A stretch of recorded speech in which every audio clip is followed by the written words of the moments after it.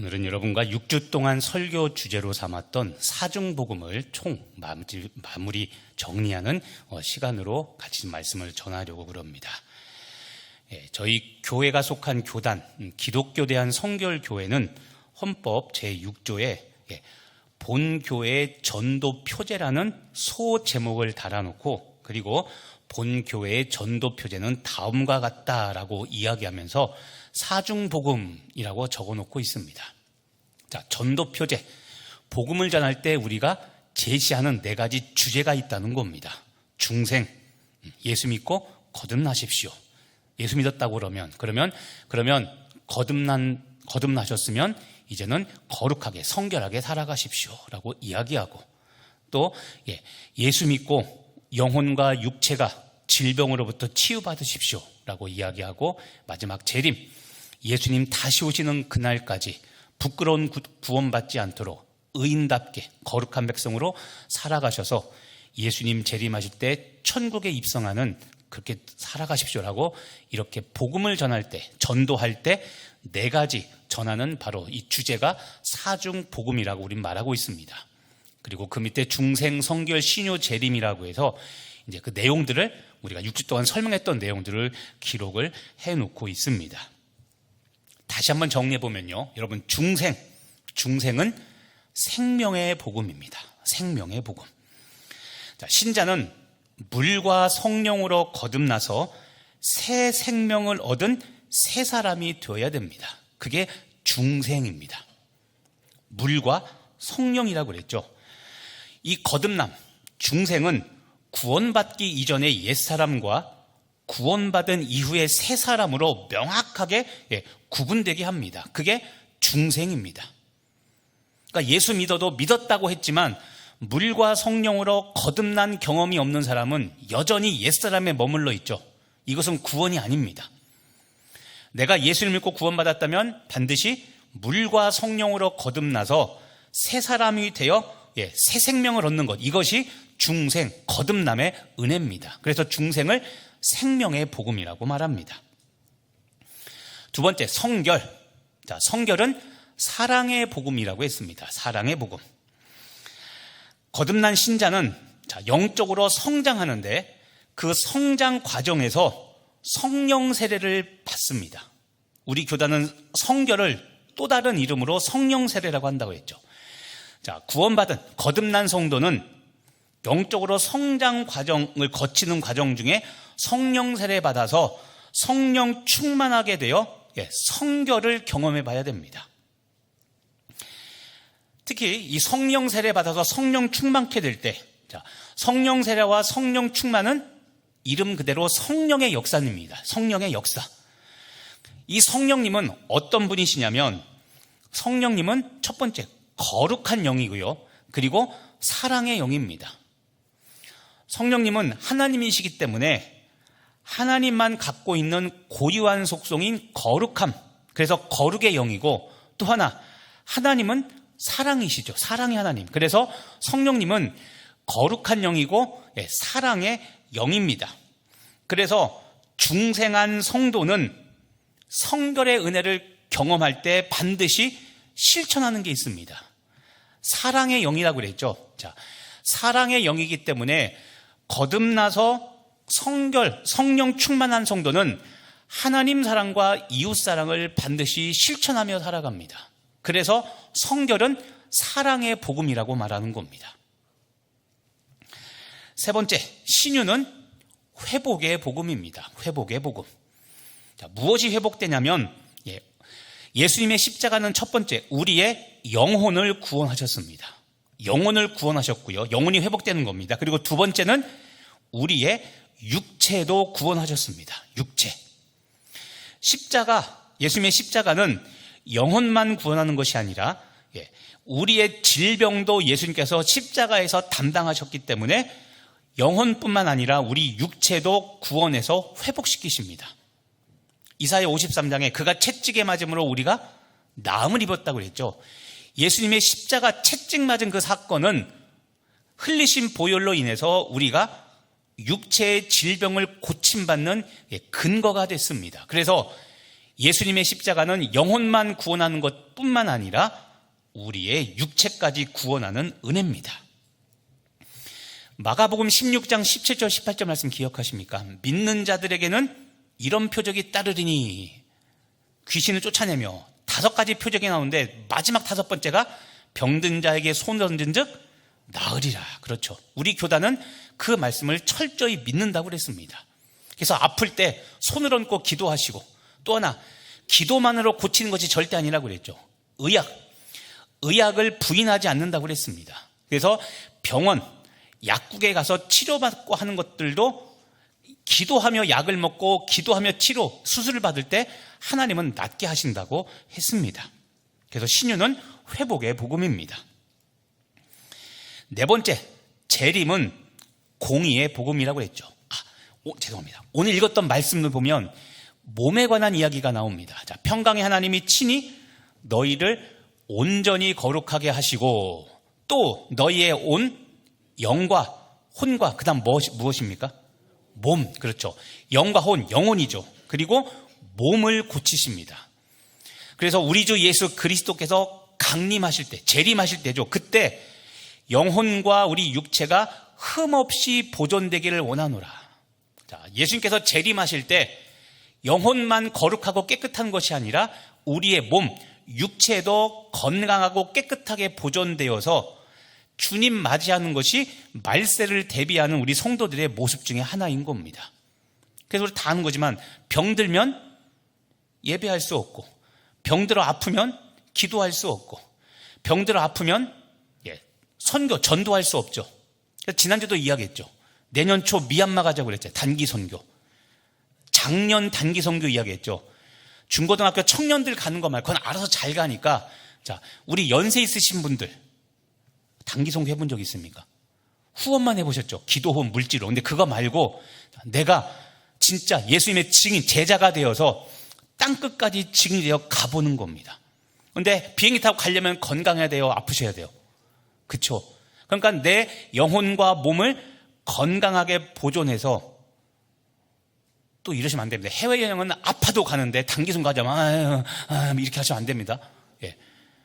아파도 가셔야 됩니다. 해보셨으면 좋겠어요. 다른 교회는 젊은이들만 가는데 우리 강릉 성결교회는 우리 강릉의 모교, 우리는 어르신들이 먼저 순종해서 한번 가보는. 제가 걱정하지 않아도 된다고 그러죠. 언어 같은 거 그런 거 걱정하지 마시고 가면 할 수 있는 사역들 다 준비해 놨으니까 참여만 하면 되신다고 그랬잖아요. 그러니까는 몸을 건강하게 잘 회복시키셔서 죽는 순간까지 여러분 쓰임받는 영광의 여러분 축복의 통로가 되시길 간절히 바랍니다. 자, 네 번째, 재림은 공의의 복음이라고 했습니다. 공의. 자, 예수님이 재림하시면 두 부류로 나눈다고 그랬습니다. 예수님을 믿는 자, 그리고 믿지 않는 자. 예수님을 믿는 사람은 영광의 면류관 상급을 받고 영생을 누립니다. 그런데 예수님을 믿지 않는 사람은 영벌, 영원히 벌을 받고 지옥에서 이제는 죽음의 나날을 보내야 됩니다. 이때 예수님께서 재림하시면 상과 벌, 상벌을 주시는데 철저히, 지난주 강조했죠. 행한 대로 갚아주십니다. 행한 대로. 그래서 지금 내가 어떻게 살아나느냐가 중요합니다. 조금 뭔가 있으면 요즘 힘들어서 아파서 기도 못하겠네, 힘들어서 못하겠네. 그러면 천국 가서 주님 만났을 때 상급 주세요라고 했는데 주님이 잠깐만, 나도 몸이 아파서 내일 줄게. 예수님도 똑같이 행한 대로 갚아주실 겁니다. 그러니까는 변명하지 말고, 명분 삼지 말고, 합리화시키지 말고, 육체가 건강할 때 내가 할 수 있는 충성과 봉사와 순종을 하시기를 바랍니다. 그래야 예수님 재림할 때 우리는 영광스러운 면류관을 받고 천국에서 기쁨의 구원을 누리게 될 것입니다. 이렇게 되면 저희 교단 성결교회는 존 웨슬리의 신학을 기반으로 하고 있습니다. 지금 말씀드린 사중복음도 존 웨슬리의 교리에서 나온 겁니다. 한 300~400년 전 이 웨슬리는 이 사중복음 중에서 특히 중생과 성결을 강조했습니다. 예수 믿으면 물과 성령으로 거듭나, 아까 얘기했죠. 옛사람대로 사지 마시고 새 사람으로 살아가야 됩니다. 그게 십자가 구원입니다. 그리고 그렇게 거듭났다면 이제는 거룩함을 유지해서 항상 성결하게 거룩하게 성령 세례받아 성령 충만하게 살아가십시오. 그것이 성결한 삶입니다라고 강조했습니다. 그 결과 18세기 영국 교회를 개혁하는 데 기반이 되었던 것이 바로 이 사중복음의 이런 내용들이었고, 그리고 18세기 타락한 영국 사회를 역시 개혁하는 데 큰 기여를 했던 것이 바로 이 웨슬리의 사중복음을 포함한 이런 교리들이었습니다. 특히 웨슬리 신학의 핵심은 여러분 성결입니다. 성결. 중생, 성결, 신유, 재림 이 네 가지 중에 우리 교단 이름이 뭐예요? 기독교 대한 중생교회, 기독교 대한 신유교회, 기독교 대한 재림교회라고 하지 않고 기독교 대한 성결교회라고 했죠. 그래서 우리 성결교회는 성결을, 사중복음 중에서도 특히 성결을 중요하게 여기고 성결을 강조합니다. 웨슬리도 종교개혁가인데요. 그보다 앞섰던 종교개혁가 루터와 칼빈은 믿음을 강조했습니다. 이신칭의, 이신, 믿음으로써 칭의, 의롭다함을 받는다. 그러니까 믿음을 강조했는데 잘못된 거 아닙니다. 맞고요. 그거에 웨슬리는 믿음을 강조하는 것에 삶의 변화를 강조하면서 성결한 삶, 거룩을 강조했던 겁니다. 그래서 성결한 삶을 살아야 됩니다라고 믿음을 가지고 살되 삶을 변화시키는 거룩함을 가지고 잊지 말고 살라고 그렇게 했던 것이 바로 웨슬리였던 겁니다. 그래서 설명드린 것처럼 믿음으로 물과 성령으로 거듭난 이 중생으로 시작한 구원의 은혜가 지속적으로 계속 이어져야 되는데, 중생, 거듭남이 계속 이어지려면 성결, 성령 세례 받아서 성령 충만한 이 상황이 있어야 된다고 이야기하면서 웨슬리는 거룩한 삶인 성결을 강조했던 겁니다. 그래서 저희 교단은 성결의 또 다른 이름이 성령 세례라고 그랬죠. 성령 세례. 성령 세례 받아 성령 충만한 삶을 사는 것. 이것이 그리스도인의 삶에 있어서 중요하다고 여겼던 겁니다.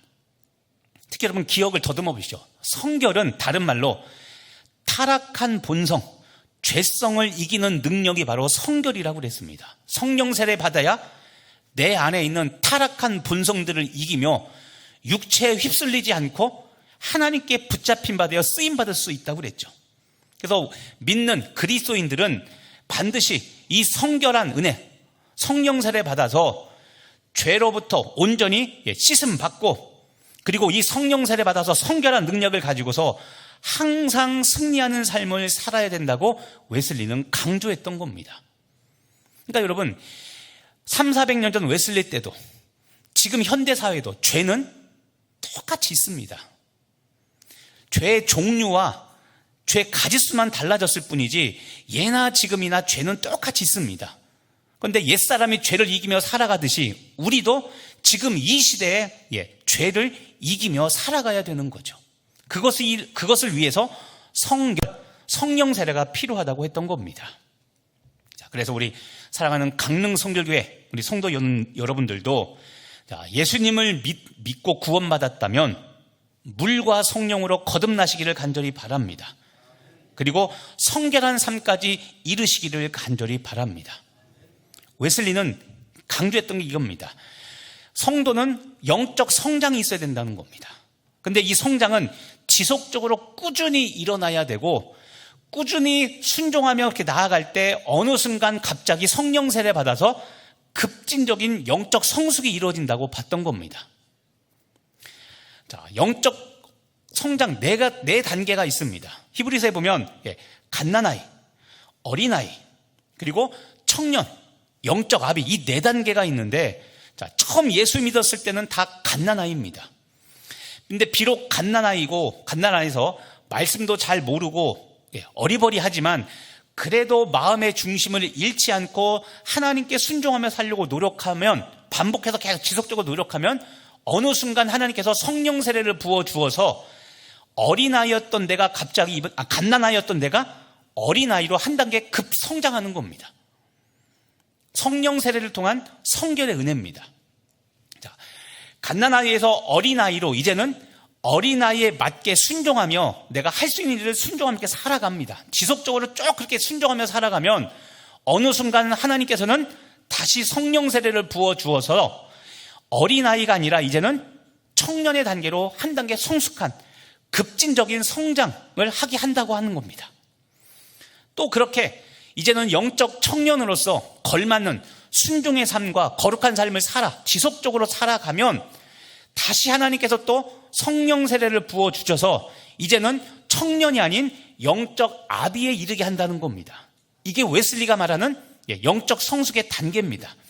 그러니까 매 단계마다 성령께서 역사하셔서 성령 세례 부어주셔서 꾸준히 순종해 나갈 때 어느 순간 갑자기 내가 영적으로 급진적으로 성숙하는 것, 이것이 웨슬리가 강조했던 성결의 은혜입니다.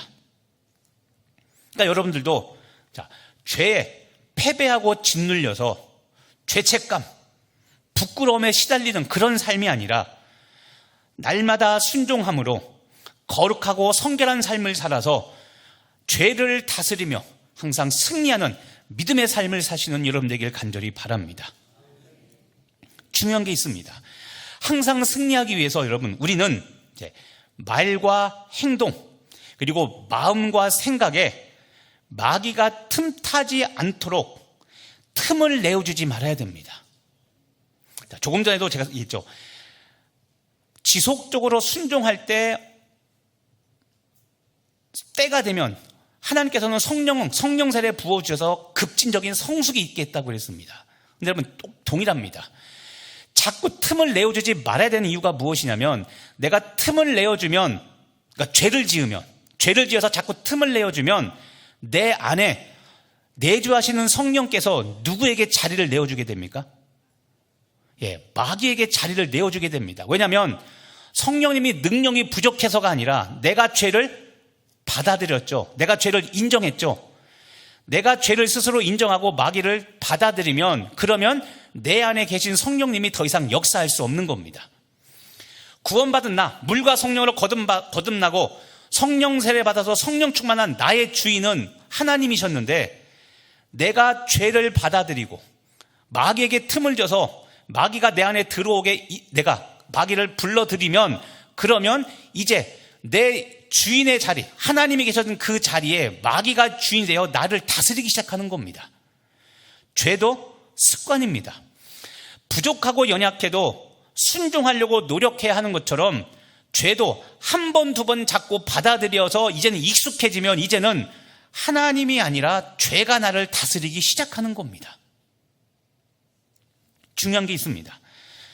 다시 강조하지만 내가 마귀에게 틈을 주지 말아야 됩니다.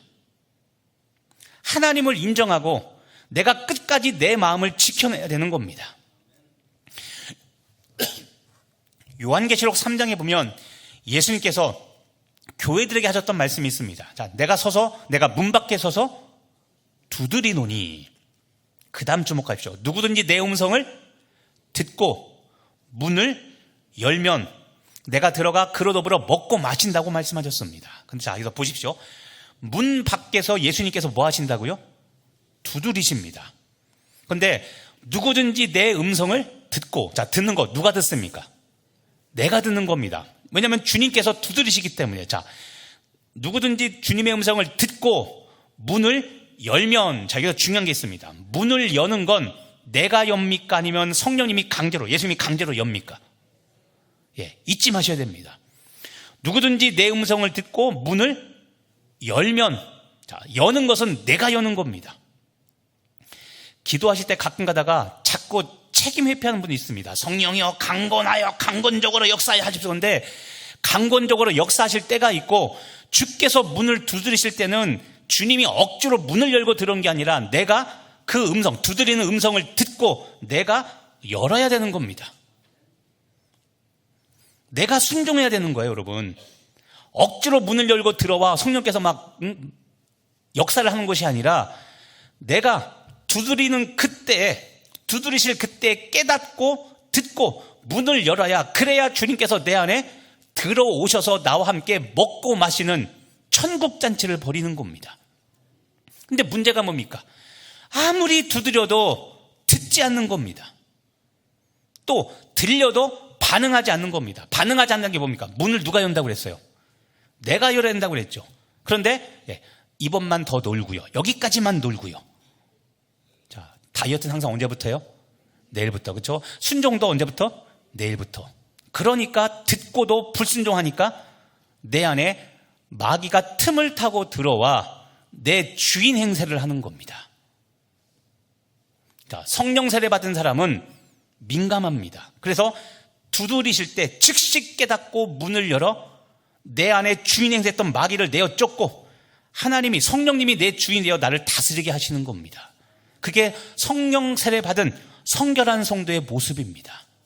여러분도 그렇게 살아가시기를 바랍니다. 그래서 우리에게 주시는 말씀이 있습니다. 오늘 우리 본문 말씀이 데살로니가전서 5장 23절인데 그 바로 앞절에 이런 말씀이 있습니다. 자, 우리 화면에 같이 읽어보겠습니다.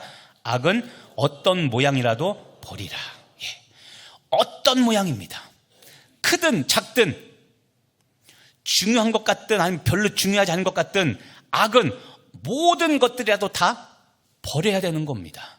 내가 품는 순간 그 틈에 낀 그 악은 이끼처럼 자라나서 자생해서 내 영혼을 잠식해버립니다. 여러분 돌아보십시오.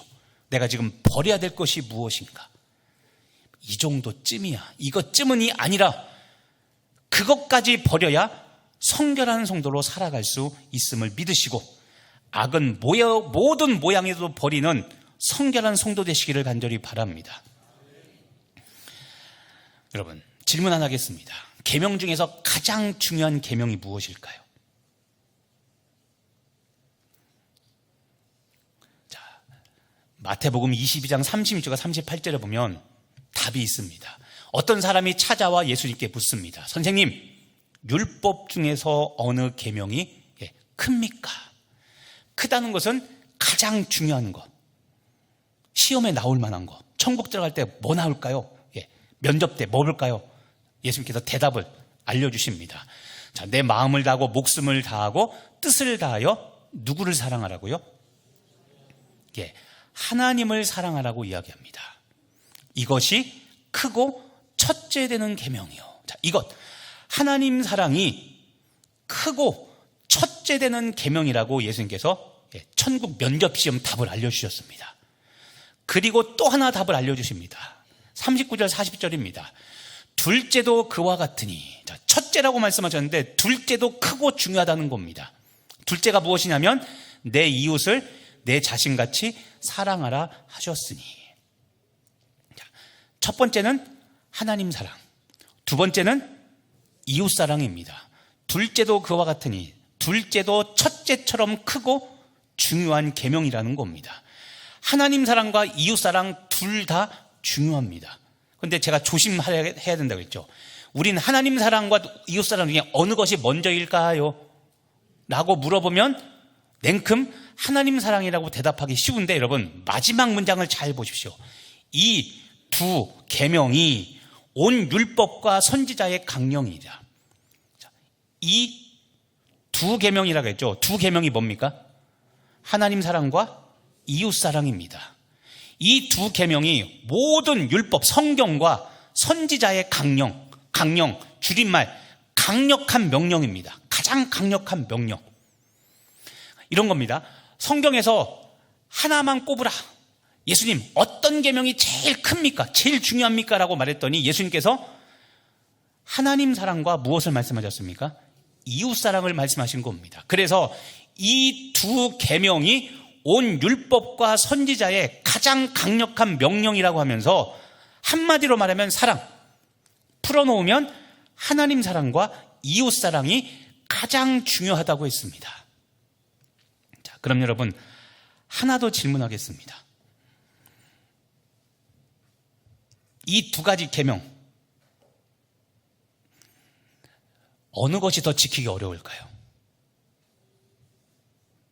여러분은 뭐가 지키기 더 어려울 거라고 생각합니까? 틀릴까 봐 지금 말을 못하겠죠. 자, 그냥 속으로 생각하시기 바랍니다.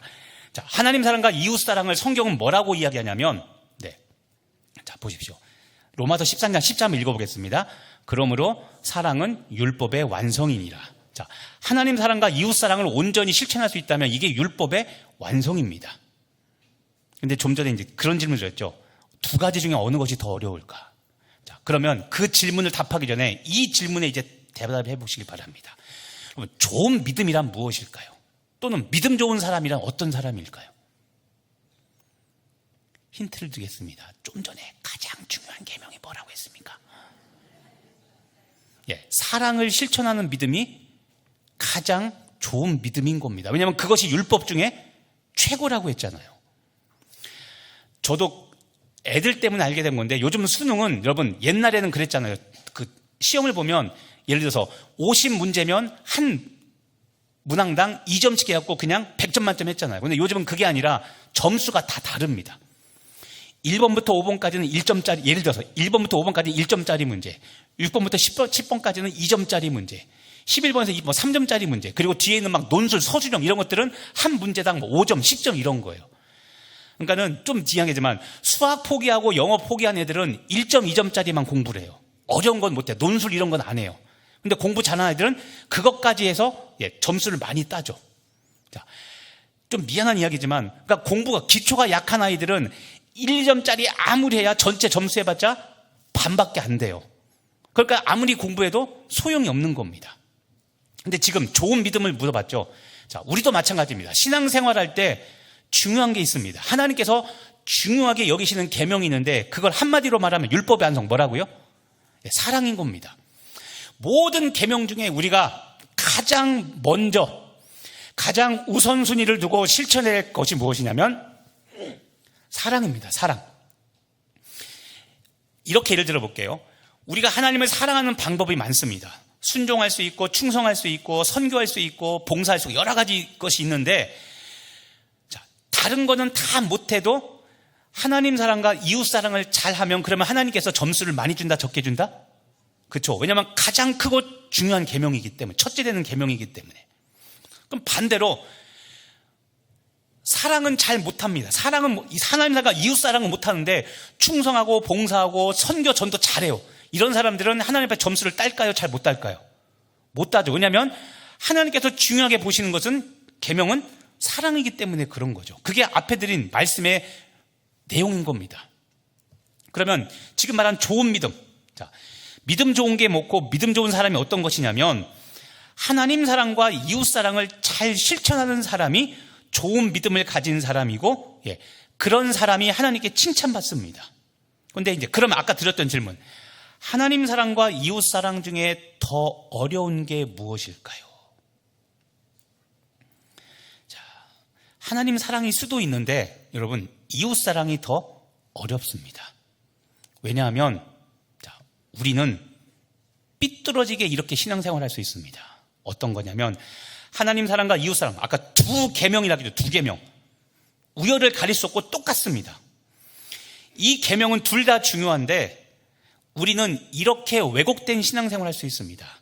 이웃 사랑은 뒷전이고 눈에 보이는 예배, 기도, 전도, 선교, 봉사하는 것, 구제하는 것, 이런 것들은 열심히 합니다. 그리고 은근히 이런 마음이 있습니다. 하나님, 내가 하나님 얼마나 사랑하는지 아시죠? 그런데 내가 저 인간은 조금 내가 부담스럽습니다. 그러니 이걸로 퉁칩시다. 내가 충성하고 봉사하고 기도하고 예배하는 이걸로 이웃사랑 못하는 거 퉁칩시다. 하나님. 지금도 알아요. 내 원수가 어느 자리에 앉고 식당 가면 어디 자리에 앉는지 다 알아서 만나지 않고 피하지 않고 이야기하지 않고 싹싹싹 피해서 1년 내내 잘 살 수 있습니다. 그런데 여러분, 그게 아니라 하나님 사랑과 이웃 사랑은 둘 다 중요한데 중독있죠. 이웃 사랑이 훨씬 더 어렵습니다. 이웃 사랑은 내팽개치고 하나님 일만, 사역이라는 명목하에 그것만 열심히 하면 이웃 사랑을 하지 않고도 잘 지낼 수 있습니다. 근데 우리가 이렇게 되면 아까 얘기했죠. 점수 빵점입니다. 천국 갔을 때. 왜 그러냐면, 자, 여러분, 이 말씀을 보시길 잘 바랍니다. 자, 갈라디아서 5장 14절 말씀 같이 읽어보겠습니다. 온 율법은 내 이웃 사랑하기를 내 자신같이 하라 하신 한 말씀에서 이루어졌나니. 아멘. 온 율법, 자, 성경입니다. 서술을 보니까 이루어졌나니, 완성됐다. 아까 로마서 13장 10절처럼 율법의 완성입니다. 자, 온 율법이 이루어졌습니다. 완성됐습니다. 어느 계명에서 이루어졌냐면, 자, 가운데 문장을 보시길 바랍니다. 내 이웃 사랑하기를 내 자신같이 하라 하신 그 말씀에서 율법의 완성이 이루어졌습니다. 자, 사랑은 사랑인데 보십시오. 하나님 사랑입니까? 이웃 사랑입니까? 이웃 사랑이죠. 하나님께서 왜 하나님 사랑을 빼먹었을까요? 연세가 너무 많으셔서 하나님이 영원히 사자고 너무나 오래 사자고 기억 감퇴 때문에 잊으셨을까요? 하나님 사랑으로 대표하지 않고 무엇을 율법의 완성으로 대표하셨냐면 이웃 사랑을 율법의 완성의 대표 기준으로 말씀하셨습니다. 하나님 사랑과 이웃 사랑 중에 무엇이 더 어렵다? 이웃 사랑하는 게 더 어렵다는 거 하나님도 알고 계시기 때문에 하나님 사랑을 말씀하지 않고 이웃 사랑을 기준으로 제시했던 겁니다. 예수님도 똑같이 말씀하셨습니다. 자, 예수님이 공생을 시작하면서 산상수훈을 하셨습니다. 근데 그 산상수훈에서도 역시 이와 동일한 말씀을 하십니다. 자, 요한복음 5장 9절 말씀, 자, 같이 한번 읽어보겠습니다. 화평하게 하는 자는 복이 있나니 그들이 하나님의 아들이라 일컬음을 받을 것이미요. 아멘. 자, 화평하게 하는 자, 이웃과 화평하게 지내는 사람입니다. 여러분 중에도 그런 분들이 있습니다. 분위기 메이커들이 있습니다. 교회 놀러 가자고 모였는데 어쩜 다 웃지도 않고 말도 없고 초상집 가는 것처럼 다 그냥 이렇게 하고 있습니다. 그런데 어떤 한 사람이 딱 옵니다. 그러면 어머 안녕하세요 반갑습니다 그러면서 아침 드셨어요? 막 그러면서 갑자기 분위기가 확 밝아지게 하는 사람들이 있습니다. 그렇죠? 친교의 달인들이 있습니다. 자, 화평하게 하는 자, 성경은 그렇게 화평하는 자에게 무엇이 있다고 말합니까? 복이 있나니. 어떤 복이냐면 그들이 하나님의 아들이라 일컬음을 받을 것이요. 자, 하나님의 아들 누굴까요? 하나님의 아들이 누굽니까? 수님이. 모르세요? 수님이? 그렇죠, 예수님. 예치성을 가진 수님이. 그렇죠. 자, 하나님의 아들은 예수님입니다. 여러분 보세요. 우리들의 신앙의 큰 목표 중에, 꿈 중에 하나가 뭡니까? 예수님 닮으셨어요. 장로님 보니까 예수님 닮으셨어요. 권사님 보니까 예수님 닮으셨어요. 이 얘기 듣는 게 꿈 아닙니까? 그렇죠? 그런데 예수님 닮았다는 소리를 들으려면 어떻게 살면 됩니까? 화평하게 하면 됩니다. 화평하게. 영어로 화평하게 하는 자가 피스메이커입니다. 피스메이커. 그런데 문제는 뭐냐면 트러블 메이커로 사니까 문제입니다. 트러블 메이커. 트러블은 문제라는 뜻입니다. 다 괜찮은데 자꾸 문제를 일으킵니다. 그 말이 틀리지 않아요. 그런데 굳이 그 말을 해서 분위기 싸게 만듭니다. 트러블 메이커입니다. 이 사람은 하나님의 아들이라 일컬음을 못 받겠죠, 당연히. 자, 여기서도 예수님께서 강조하는 게 있습니다. 하나님 사랑입니까? 이웃 사랑입니까? 이웃 사랑이죠. 이웃, 다른 사람과 화평하게 지내는 사람이야말로 하나님의 아들이라는 칭찬을 받는다는 겁니다. 우리도 이렇게 살라는 겁니다. 조금 전 살펴본 율법의 완성, 로마서 13장 10절 말씀을 하나님은 마지막 카운터 펀치로 사용하십니다. 자, 보시면 좀 전 읽었던 말씀입니다. 그러므로 사랑은 율법의 완성이니라. 근데 여러분, 이 로마서 13장 10절 상반절에 어떤 말씀인지 압니까? 하반절은 사랑은 율법의 완성이라인데 이 앞에 이런 말씀이 적혀 있습니다. 자, 같이 읽어보겠습니다. 사랑은 이웃에게 악을 행하지 아니하나니 그러므로 사랑은 율법의 완성이니라. 자, 갈라디아서도 그렇고 로마서도 그렇고 똑같이 사랑이 율법의 완성이라고 말하는데 그 율법의 완성의 기준으로 제시하는 게 하나님 사랑입니까? 이웃 사랑입니까? 이웃 사랑이죠. 왜 그러셨을까요? 자, 아까도 얘기했지만 무엇이 더 어렵다? 이웃 사랑이 더 어려운 겁니다. 그래서 오늘 우리가 돌아봐야 됩니다. 왜 그러냐면, 자, 우리 기독교 대한성결교회는 사중복음 중에 가장 중요한 게 뭐라고 했습니까? 성결이라고 그랬죠. 성결은 무슨 복음이라고요? 사랑의 복음입니다. 이 사랑은 하나님 사랑과 이웃 사랑입니다. 사랑의 완성은 하나님이 보시기에 하나님 사랑도 물론 중요하지만 하나님이 중요하게 보시는 것은 무엇입니까? 이웃 사랑입니다. 그렇다면 이웃에게 어떻게 말씀하고 있고 이웃에게 어떤 행동을 보여주고 있고 이웃에게 어떤 태도와 어떤 자세로 그럼 다가가고 있습니까?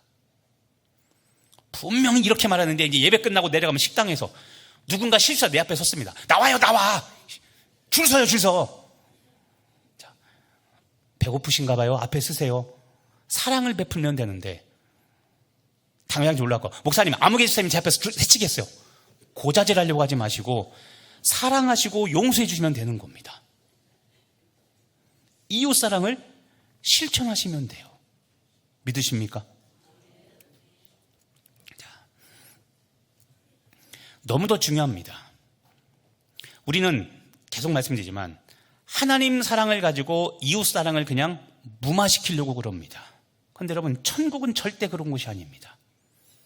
얼마나 네가 똑똑하게 살았고 얼마나 네가 잘했느냐 이것도 보시지만 가장 중요한 계명, 너 얼마만큼 사랑하며 살았느냐 이것을 하나님께서는 우리에게 물어보십니다. 교회에서 여전히 이런 사람들이 있다면, 나와 담을 쌓고 사는 사람들, 싫어서 이미 내 눈 밖에 나서 말도 안 하고 교제도 없이 그냥 그렇게 남남처럼 살아가는 사람이 혹시 있습니까? 집에서 혹시라도 부부관계 가운데 그러지 않습니까? 이혼은 안 했지만 정서상으로는 이혼한 사람처럼 살아가고 있다면 여러분, 이웃사랑 실천하시기를 바랍니다. 왜냐하면 제 이야기가 아니라 성경은 이웃사랑을 율법의 완성의 기준으로 보고 있기 때문에 하나님 사랑만 준비해서 천국 갔다간 여러분 난리 날 겁니다. 말씀을 정리하며 여러분 기억하십시오. 서로 사랑하시고 서로 용납하시고 빨리 냉랭한 관계가 있다면 가서 손을 내미시고 화해하시기를 바랍니다. 우리 교회가 하나님께 쓰임받고 싶다면 우리가 이거 극복해야 됩니다. 어렵지만 제가 말씀드립니다. 어려워도 얘기해야 됩니다. 이거 극복 못하면 여러분 교회에 부흥 없습니다. 왜냐하면 아까 얘기했죠. 시험점수 이야기했듯이 가장 중요한 계명을 지키지 않는데 어떻게 부흥의 은혜가 있겠습니까? 하나님이 가장 중요하게 보신 일들인데 왜 그것을 외면하고 자꾸 사시려고 그럽니까?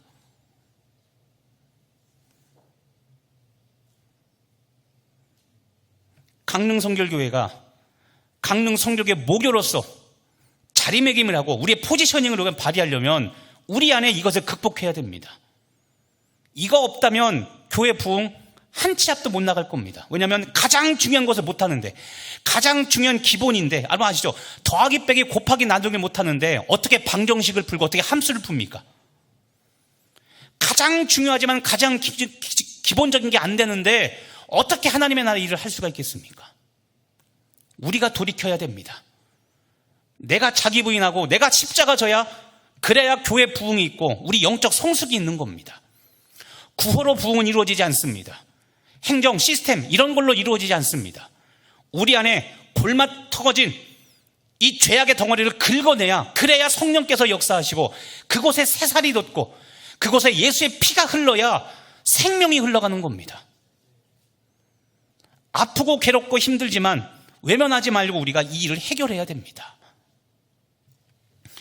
말씀을 정리하면 여러분, 구원은 개인 구원과 사회 구원이 있습니다. 개인 구원은 개인의 죄 문제를 주로 다루면서 예수님을 믿고 그 사람이 예수님을 영접해서 구원받게 하는 것, 보통 우리가 말하는 전도입니다. 근데 사회 구원도 있습니다. 사회 구원은 사회 구조를 바꾸거나 사회에 하나님의 정의, 공의가 실현되도록 하는 것이 사회 구원입니다. 대표적인 예를 들면 이런 겁니다.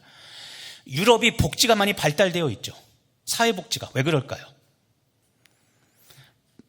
유럽 국가의 사회복지의 근간은 여러분 성경입니다. 왜냐하면 성경은 제가 종종 이야기하죠.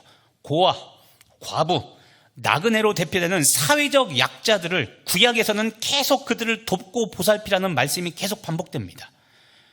자, 사도행전에 보면 바울이 아시아로 복음을 전하러 가려다가 성령께서 막으십니다. 성령께서. 그리고 어디로 가게 하시냐면 지금의 유럽으로 가게 하십니다. 그래서 가장 먼저 예루살렘, 이스라엘을 떠난 복음이 가장 먼저 간 곳은 유럽이었습니다. 그래서 유럽에 있는 나라들이 기독교 국가들이 많죠.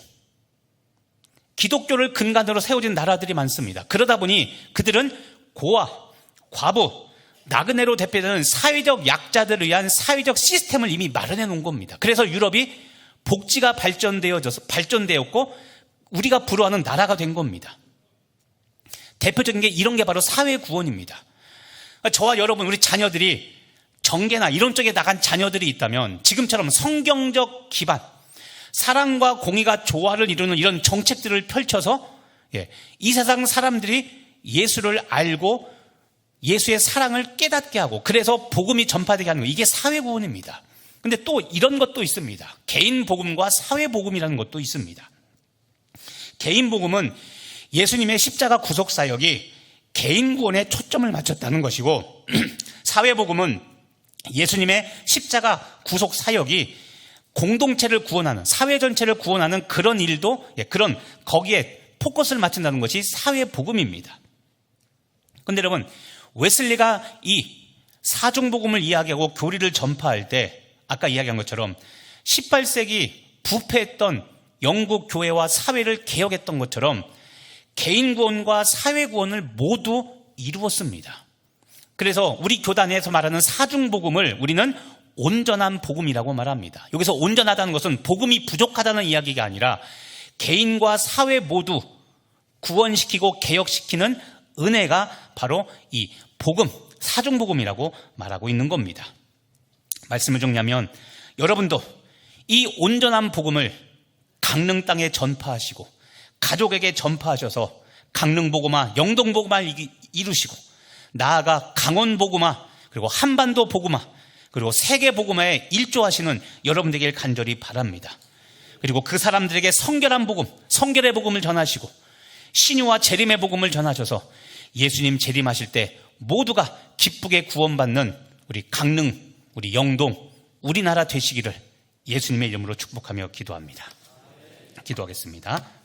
하나님, 믿음으로 살게 하여 주시옵시고 중생, 성결, 신유, 재림, 사중복음을 온 강릉과 영동 지방에 전파하며 하나님 나라를 만들어가는 우리 성도들 되게 하여 주시옵소서.